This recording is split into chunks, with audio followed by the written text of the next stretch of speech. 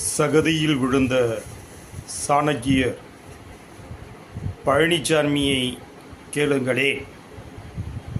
வீட்டில் கட்டுக்கட்டாக பணங்களை குவித்து வைத்திருந்த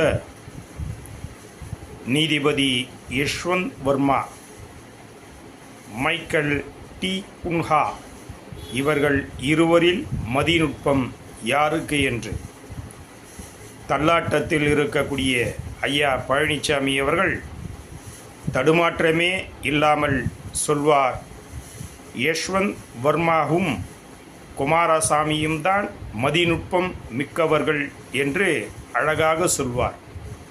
அவர்தான் சொல்கிறார், இன்றைக்கு திராவிட முன்னேற்றக் கழகம் விடுதலை சிறுத்தைகள் இயக்கத்தை விழுங்கி கொண்டிருக்கிறது. அண்ணன் தொல் திருமாவர்கள் கவனமாக இருக்க வேண்டும் என்று. ஐயா பழனிசாமி அவர்களே, திராவிட முன்னேற்றக் கழகத்திற்கு யாரையும் விழுங்கி பழக்கமில்லை.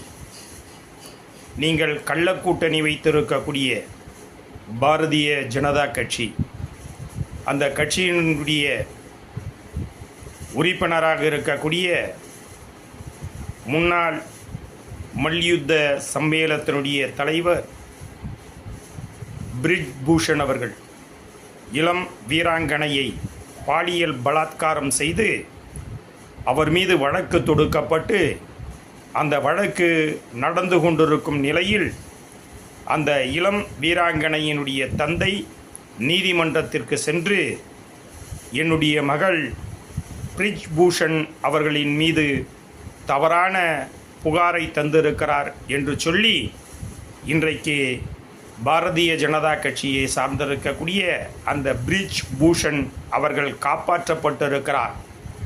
உங்களை கபலீகரம் செய்து கொண்டிருப்பது மதவாத பாசிச பாஜக என்பதனை நீங்கள் உணரும் காலம் வெகும் தொலைவில் இல்லை.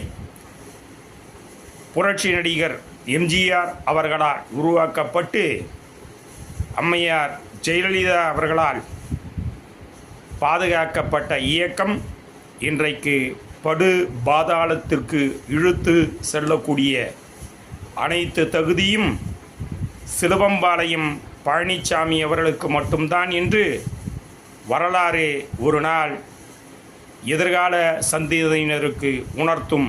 அப்படி உணர்த்தும் காலத்தில் திராவிட முன்னேற்றக் கழகம் தமிழ் நிலத்தில் ஓங்கி தமிழ் மக்களுடைய உரிமைக்காக குரல் எழுப்பி கொண்டு தான் இருக்கும் என்பதனை வரலாறு சொல்லும் காலம் வரையில்